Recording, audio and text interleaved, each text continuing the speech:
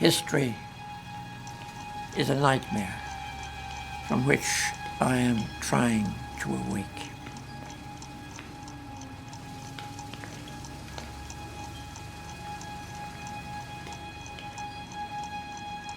Ugly and futile, lean neck and tangled hair, and a stain of ink, a snail's bed.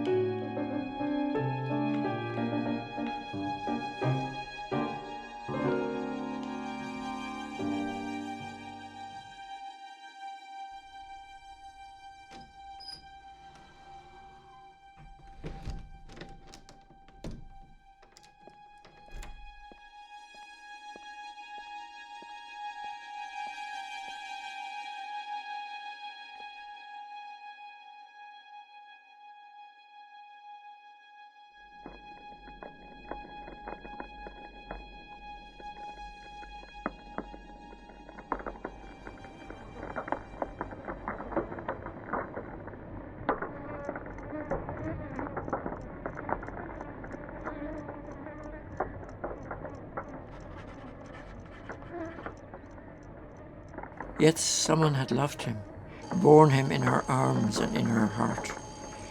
But for her, the race of the world would have trampled him underfoot, a squashed, boneless snail.